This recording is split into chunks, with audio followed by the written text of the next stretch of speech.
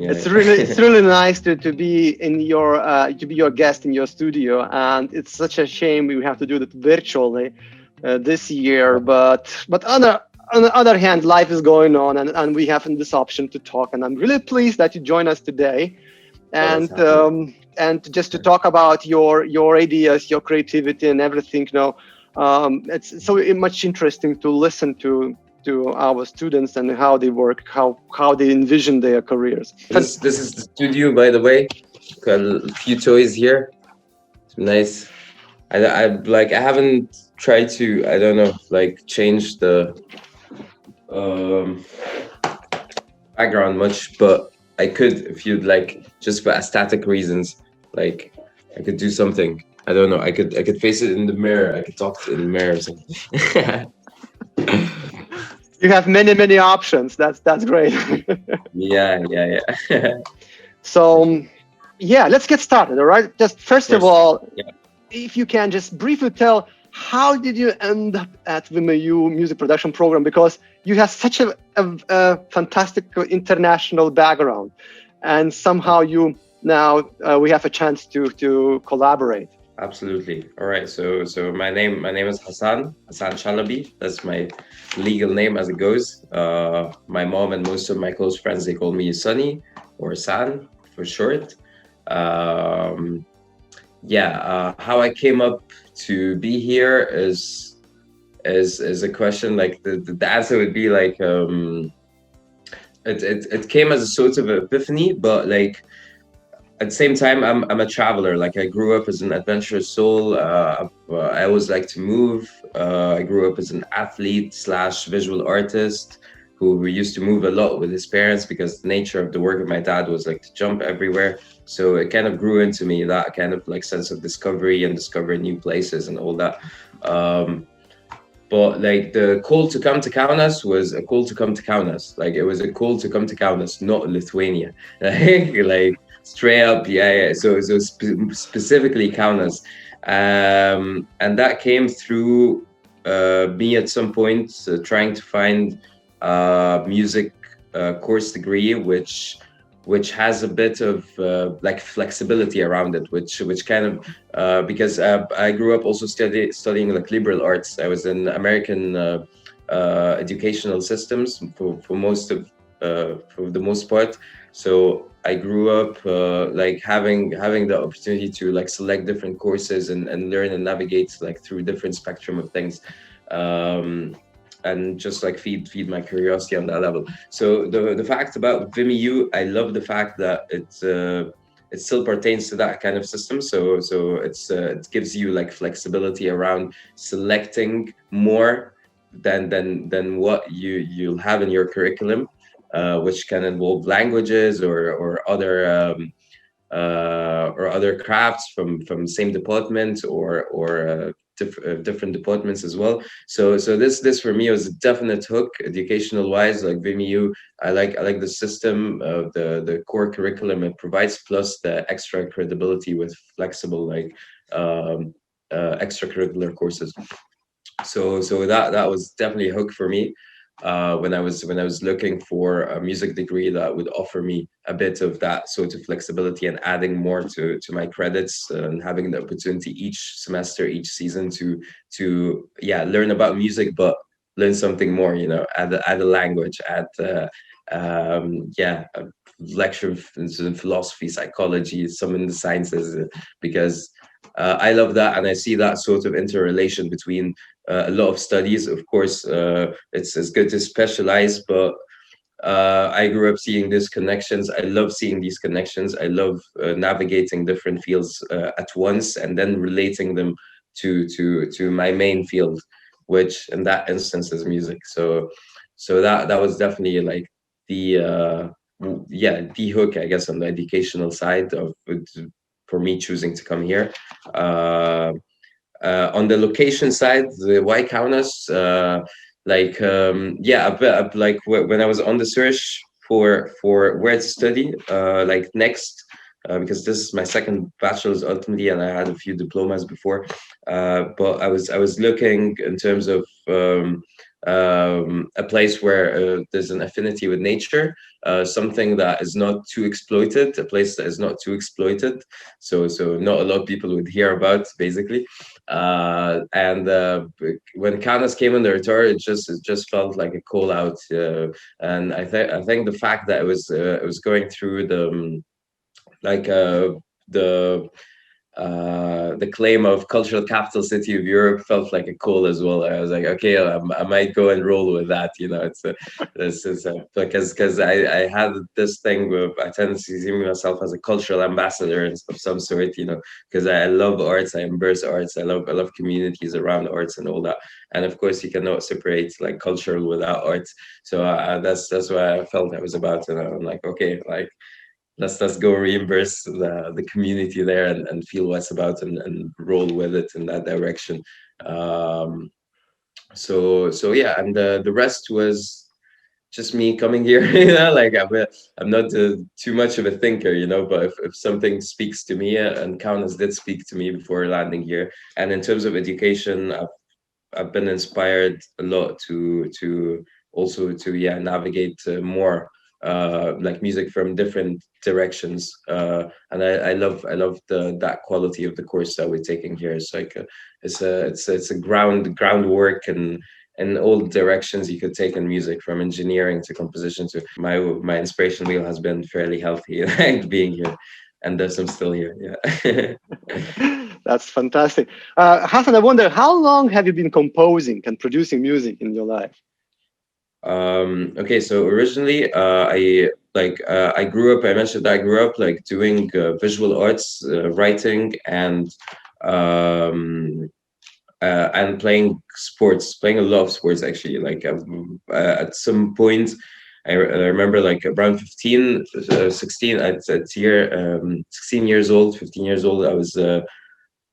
I was considering like going into a pro sector of sports, and then I had to make a decision to not do that and to take the direction of arts instead, because uh, I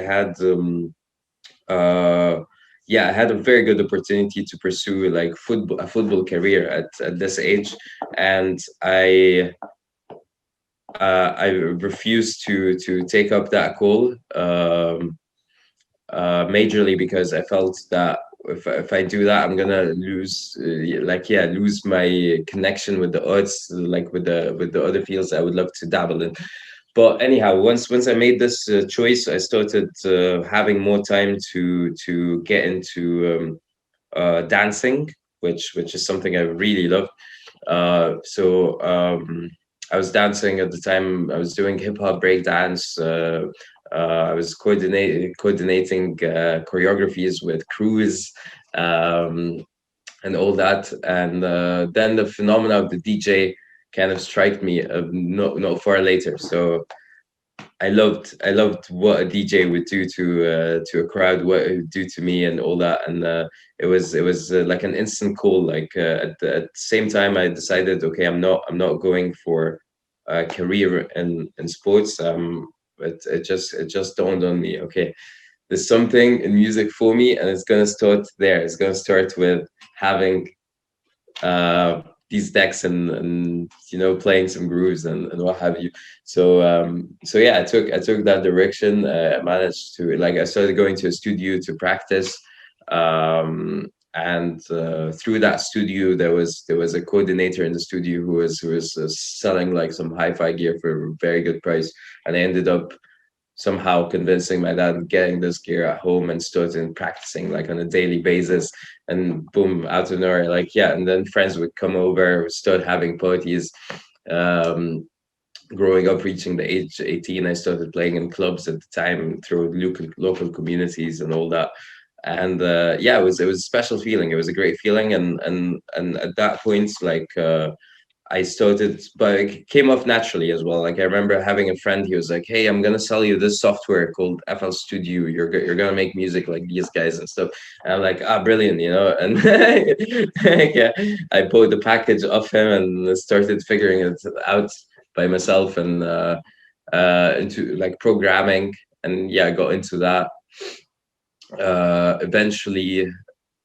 Eventually, I started taking classes, classical piano, and I started taking classes in guitar, flamenco guitar. So I started like slowly kind of spreading out, like collecting a bit of habit here, collecting a bit of habit there, and yeah, eventually I found it coming more naturally to me, and I've been finding good response of what I've been doing in general. But yeah, like it was a very natural process that led me to eventually study a diploma in music production in Point Blank in London. At the same time, I was very active in a musical community in south of London called Egham. So I was like signed to this company called Red Cup Company. They were doing like events all around south of London, from fundraisers to charity events to bar events to club events to student nights to everything. And the manager, he really loved me. He had me as the resident like DJ, so I would be playing like 4 days average, like yeah, 4 nights a week.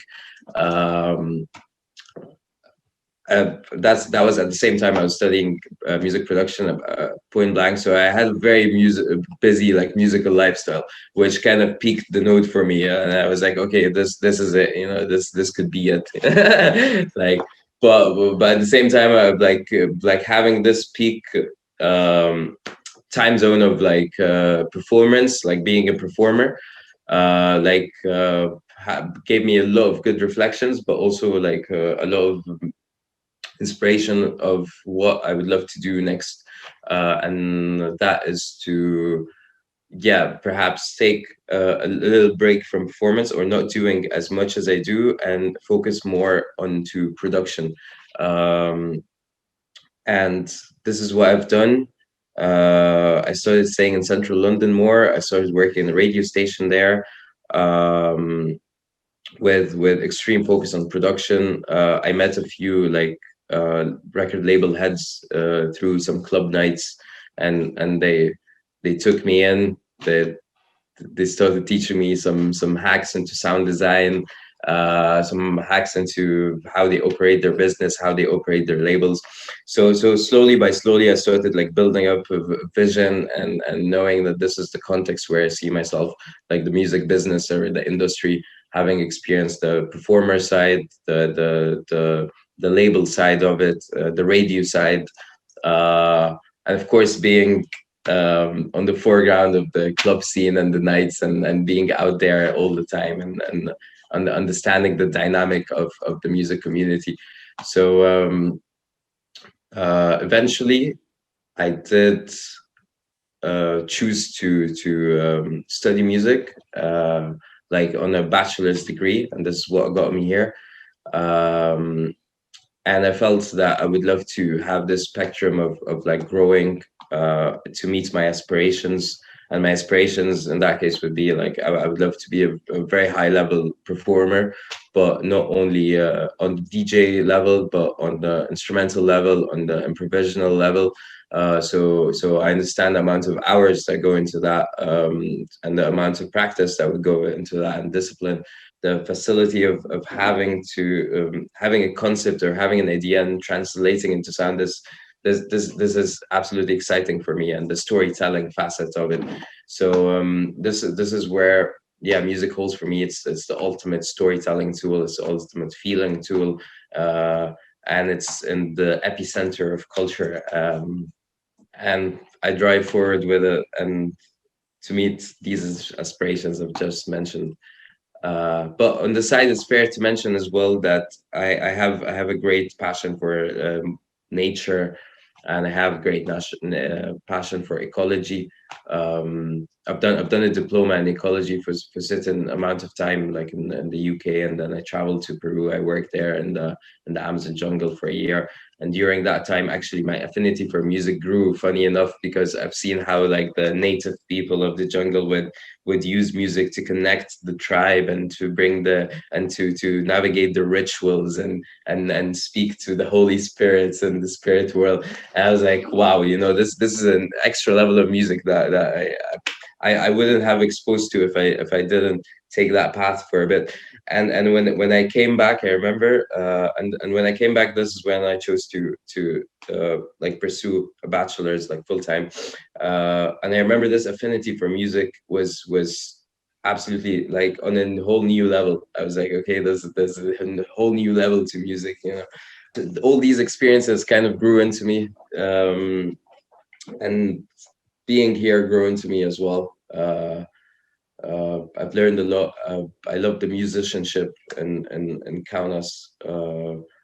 I've encountered many amazing musicians, and in the most collaborative sense, I think I've like outnumbered anyone here in terms of collaborations. I've collaborated so many people. I'm proud of it. I've loved it. I've learned so much through the power of collaboration here more than anything. Um, Yeah, yeah. that's fantastic to hear your story. And I wonder, what does inspire you? You've done so much. You've been really, like bursting with energy. What does inspire you in life? Having fun. Having fun. Yeah, it's absolutely about having fun for me. Like it was just playfulness. Like what inspires me is to be playful all the time, and yeah, to see things in different light, because the light of the day, the light of the night is always changing, and it gives you opportunities to see things in multiple ways, and this is where creative freedom comes from me, and that's that attitude of playfulness. For me, that's it's all about that. It's all about bending reality, and seeing the multiple ways that it could be beautiful. And this the approach actually I'm trying to take with me as well into like going into the music business, having now like established a label with a few friends, and we're trying to, yeah, navigate that energy of having fun within the business elements of things, and it's been going well. It's been going great. I love reading a lot. I love reading a lot. I love meditating, contemplating ideas. Doing that on a daily basis is a thing as well. And also, yeah, sometimes if I'm taking a break from music, I do visual stimulation. I love video art. Video art has been a big part of my process now as well. So I hope I'm like to manage to grow it with me as much as well, like um, expressing stories or expressing feeling through videos in general. Yeah, Having fun, yeah, that's yeah. it. You mentioned that you collaborate a lot in your projects. I wonder if you have some strategies or philosophy. What makes a good composition or a song? What do you need to have? What you need to do to make a good song or composition? Uh-huh, uh-huh.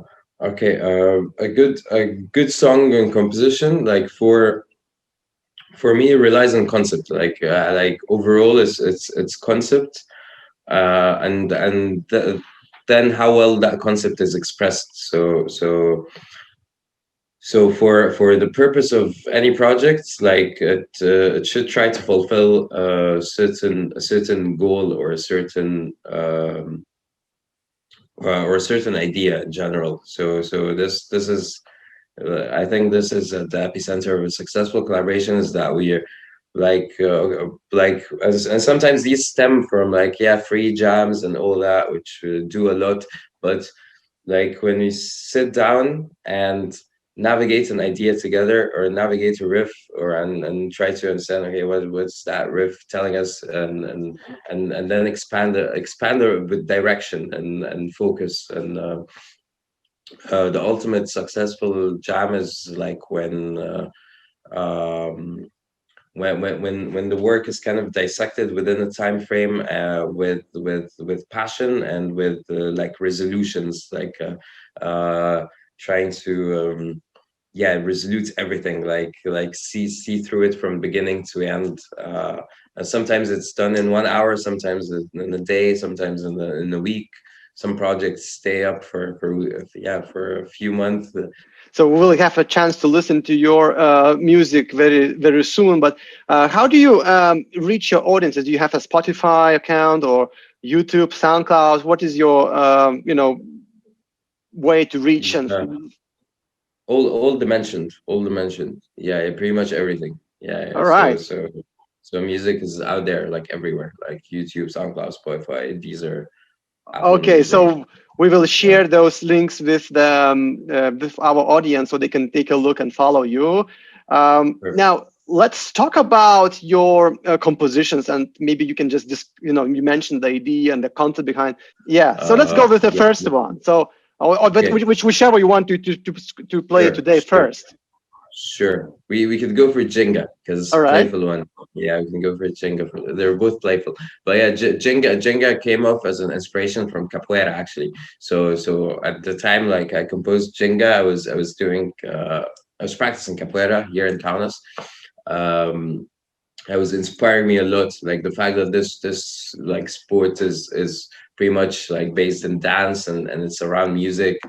Um, and it has this like Brazilian bossa nova elements, like yeah, yeah, the clav implementations. So I took the inspiration from capoeira movements, and I was like, okay, I would love to do my take on it. Out of the few bossa nova like progressions that I know on guitar, and I recorded myself playing guitar, some bossa nova progressions over some clav rhythms similar to the ones we've been practicing on in the capoeira routines. But then I took it as much as to start warping the sounds and create a bit like a depth and detail with with the harmonies and with stretching the notes a little bit and designing the notes a bit to create that dynamic and the feel of detail which I sense personally like in the movements. Yeah, so it came off recording guitars, programming percussions, and uh, yeah, programming one beautiful kick as well that gives that feeling of like a bit of dynamic and a bit of like hot beats. It's still another expression within the capoeira range for me. Like this is how I feel in practicing the sport.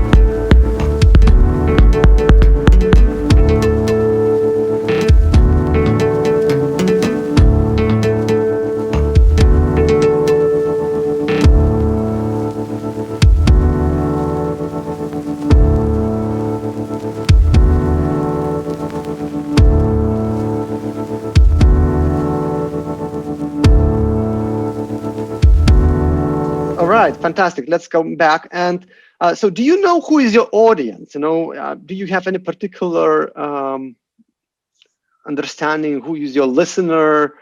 How do you speak to your audience? Do you Mhm, identify them? mhm, mhm. Uh, yeah, like good criteria of my audience, or like at least the ones I could relate with the most, or uh the devious ones. I don't know, like the ones who dare, like go the extra mile with experimentation, and with but within the range of like music you can comprehend, but like it's a bit edgy. So that's a criteria that fits the low people who like to listen to my music, is that they know I'm gonna present that kind of edge. It's gonna be maybe familiar a bit, but like it's gonna give an extra edge of some sort. And yeah, as long as it has a feeling and it has an interesting arrangement as well, listeners kind of dig into that arrangement. I think this has been also one of my uh like standing points, standing waves, sorry. But like yeah, like audience, my audience usually expects that the arrangement is not going to be their usual like construction of a song. I wonder if you ever kind of think about consciously, why do you ask your audience to listen to your tracks? What is it? Some kind of philosophy behind why do you actually call the listener to join and listen to your music? Is that something you do or not? Um, I do. Yeah, I do that. I do that. Like I self promote my music, and the music that comes out in the label in general. And I tend to do that through a little bit of description. Like I like writing to go along with the music because it keeps my ideas neat, but at the same time it gives a little preconception for the listener to look out for. And I know which music to like, because I'm reproducing like different genres at different times, so I know which music to approach which types of listeners, and I do work on under different aliases. So this all comes together. This all comes together. So when I'm working on this alias, it's usually that genre with this conception, and I know how to present it. And I know which people to send it to, whether it's promoters or whether it's like my audience, like people in my circle in general. So it's always yeah, it's always fresh. It's always fresh. But I do have my criterias are narrowing down now, and my aliases are narrowing down as well. So that's a good thing, I guess. Yeah. I wonder if let's talk about the process. Yeah. do, do you have something what you really hate about the production process, or you know, is there anything really dislike, and vice Um, versa, what you really enjoy? okay, nice one. Okay, is there something that is like in the production process? Mm, I, okay, so if it comes to programming, I dislike slow computers. It's not something I ever want to work with. Yeah, yeah. Sometimes it disturbs the flow. Yeah, it disturbs the flow. Um, I also like, yeah, I think the only thing like that would come in as a challenge or something that I would dislike is the uh is okay, number one, when I spend too much time on one particular section of the music that is definitely not flowing, and slow computers, like, and it's funny enough, they're both kind of the same, it's either you're slow or the computer is slow. But like yeah, this is one thing I would dislike sometimes. uh like having lagging gear is like a no absolutely. And um having being stuck in the process, and this is something I'm coming to learn actually and integrate in my process now, is to um try to achieve like peak performance, and then good amounts of rest, and then peak performance and good amounts of rest. So it's like I'm trying to go over like with consistency, slow consistency over hardcore intensity, and then like crash down for a few days or whatever. Yeah. Talking about you mentioned software. What setup do you use? Yeah, I use Ableton for production and for mixing and mastering. Um, and for hardware, I do have a mixer, a Zoom L8 at the moment, which is like an 8 stereo channel mixer, which has internal recording, which is absolutely great because it means I could go on and jams, have multiple instruments in, jam directly into the mixer, record it, and even do some dynamics on the mixer, and then jump the session into Ableton and kind of finish it off from there. So it's really convenient, my setup right now, and also the mixer has a sound card which works internally with Ableton, so I can So it's almost like it's a hardware setup mostly now, but like everything is navigating into software, and which makes the cross section for me very easy to work with. You Convenient. work for that with the sound. I wonder if you watch and maybe you have some inspirers of like other music producers you admire in your life. Maybe you would like to share some names who influence you. Alive or dead? Alive or dead is the question. But yeah, the long list, and it's always growing. So for every for every kind of style, I have a list of people that I draw inspiration from. Okay, so let's think about people like in my life first, and then I can maybe term like a list of my inspirators. But yeah, I had a figure in my life. His name is Jorgen Doher, incredible DJ. He used to he used to work with Madonna, and he used to work with Imagine Dragons and um, Fish, a few very recognizable acts. Uh, as a straight as a stage production like manager and all that, but he's an incredible DJ with very strong insights into music. He's been a very inspiring figure, just bringing new nuances of music into my realm and my aura, and just yeah, really was really introduced to new ways of minimalistic music and all that. Another figure is Stavros TVR. He's one of the label heads that took me with him at some point in London, and taught me some sound design tricks here and there. He teaches at Point Blank music school as well. Um, he was a great inspirator in the sound design sort of phenomena. You can be like a sound designer or a musician, or you can be both, something like that. He regards himself more as like a strictly sound design guy, and it was interesting to see, and he does it very, very professionally to an extreme extent. There's a level of sound design where you can be really good, like you can almost yeah, never look back to musicianship or whatever. But I like the blend of both. For me, like having been exposed to, okay, the minimalist attitude, the sound design attitude, and all that. Okay, in terms of performance, because I've seen a lot of beautiful acts that really inspired me over the years as well. One of them is, I would say, Bradley Zero, how he coordinates his label. uh but in terms of guitar, Gabor Szabo, I dream to play guitar like him. Absolute phenomena. In terms of as a composer, I'm inspired by Hugh Mascala. Amazing compositions.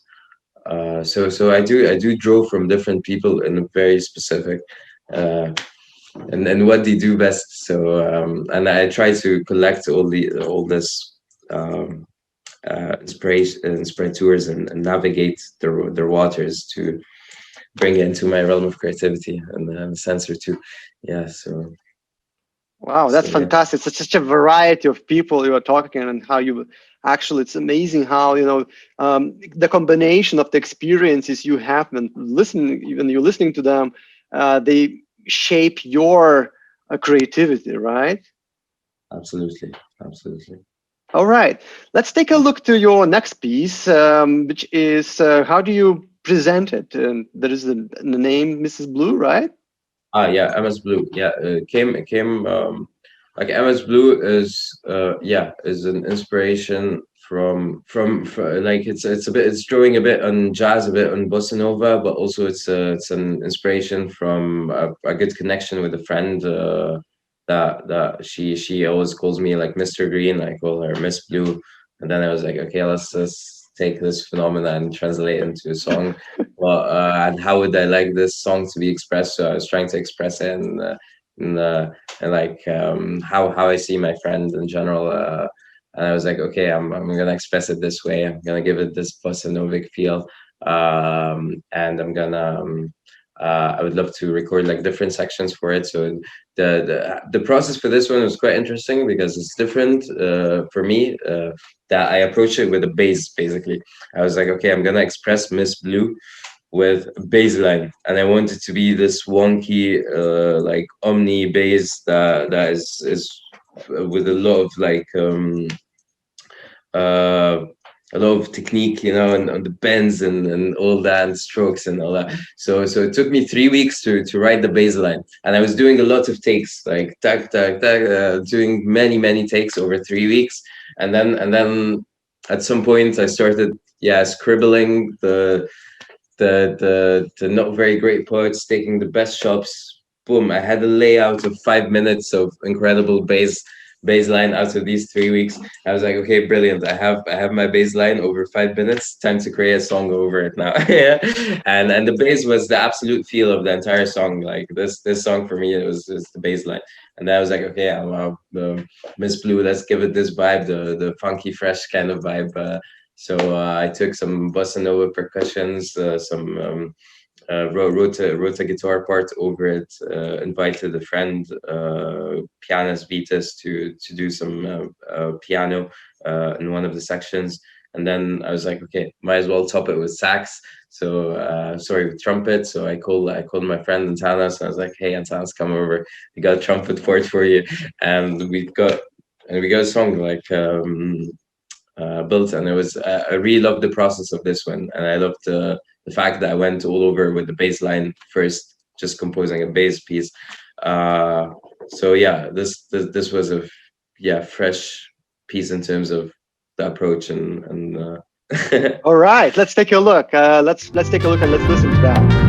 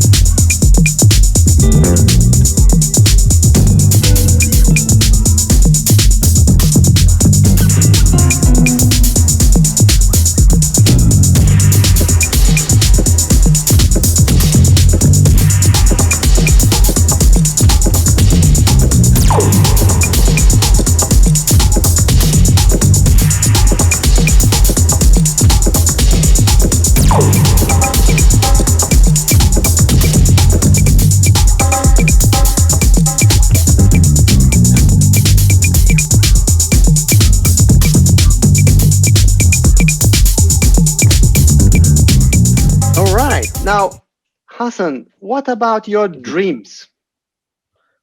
dreams, yeah, aspirations. Yeah, I touched on that a little bit.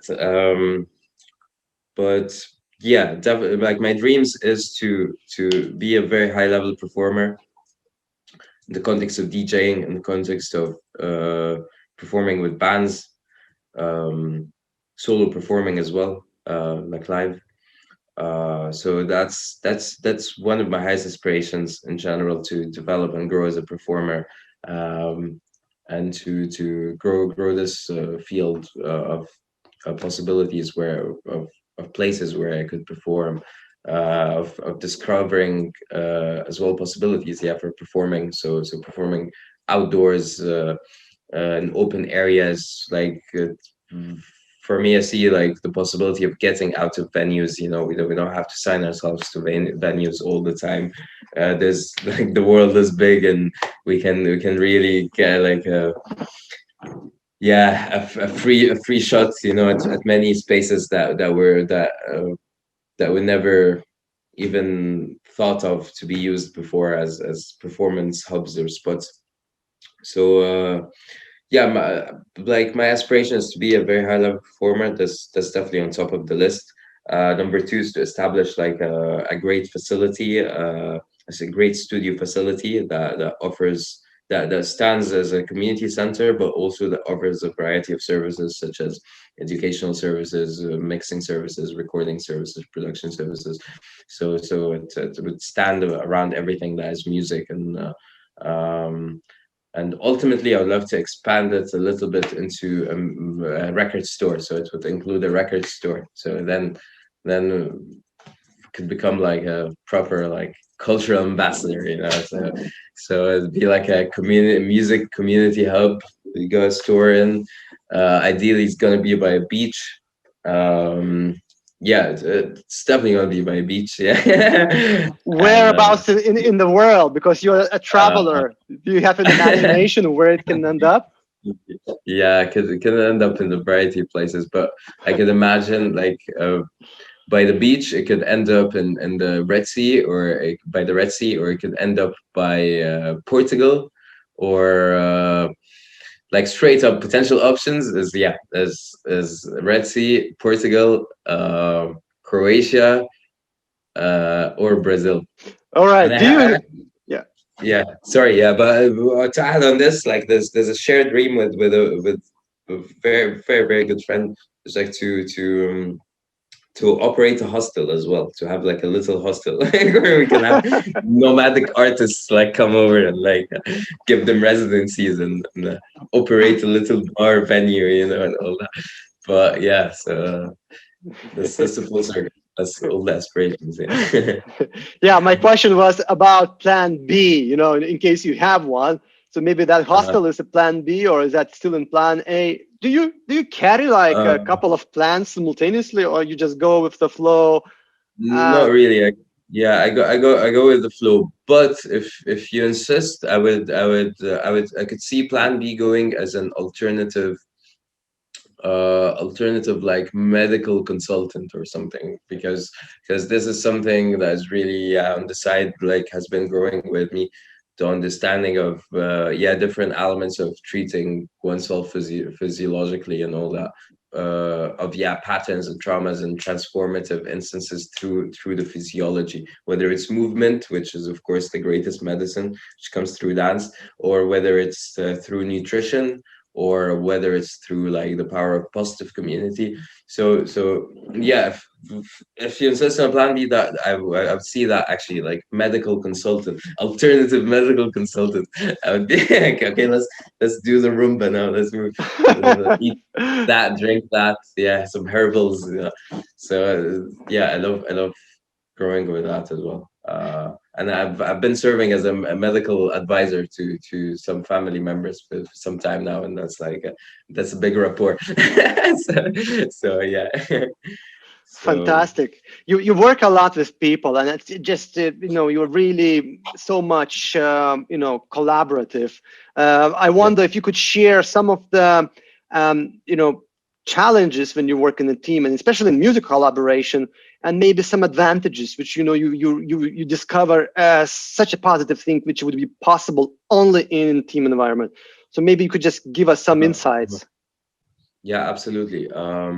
Yeah, it's for me, it's like communication could be a bit challenging at times, because you could like I could have like good friends, good players like on board, but like we're missing something. Like either they're drinking too much, or someone's drinking too much, or someone is like playing solo alone in his own dream reality, or like whatever. So the challenge is like there has to be always like someone in the room, and this someone sometimes is me. Usually it's me when it's in the realm of my studio. So it's like, okay, let's take a break, let's sit down, let's have a cup of tea, let's just see what we're trying to do for a second, and really communicate that. Or if there's a behavior that should be like a bit lessened, or not very much tolerated in studio, you can like talk about it, conserve about it, make it clear from the beginning, to avoid like instances of clashing later on. But also, like for me, I like to preview before even the people come in the studio. Is like the idea is, I know that that person is great at doing that, or at least that's how I see it. Through our previous jams, or through listening to his content, online or whatever. So it's good to approach with a initial idea. Otherwise, things could get a bit chaotic. Yeah, communication. Yeah, That's yeah. fantastic. Well, and of course, you need experience in doing that. Um, do you have any dream artist you would like to collaborate with? Okay, good question. Uh, Dream artist I'd like to collaborate with. I definitely do. But the question is who? The Maybe question, someone in Lithuania. yeah. I would love to collaborate with like with an orchestral project actually. Yeah, Aura Tones. This All guy, right. yeah, is I've been really digging his style into creating spaces. It's quite unique. Like the just how he creates like space in his songs is very unique. I would collaborate to learn from him, like how he does that, because it's a question for me. It's something I'm trying to experiment with. But in terms of collaboration, I'm really open to collaborate with anyone, and I'm always, and it's that possibility of learning. I feel like learning through collaborations is could never be undermined in the music like field. It's like you can learn a lot, and doesn't matter younger, older, whatever, coming from whichever background. But like collaboration is very powerful. But if there's someone I would like to collaborate now in this instance, it's Oratones.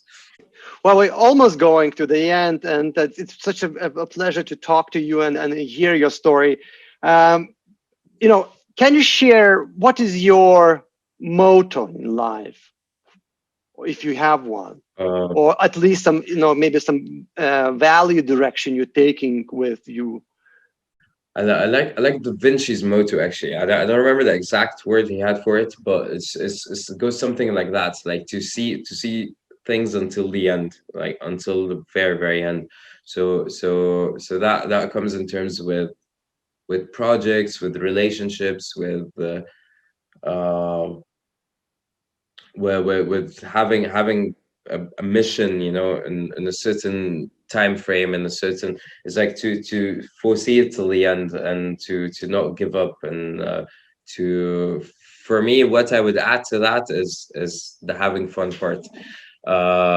So it's like bringing the joy to the moment, and trying to translate moments into joy, and but in general, yeah, motto is like not giving up, seeing things till the end, um, and really sitting on things, and avoiding, not avoiding, but like going through resistance, because yeah, resistance is a big like it could be a big phenomenon.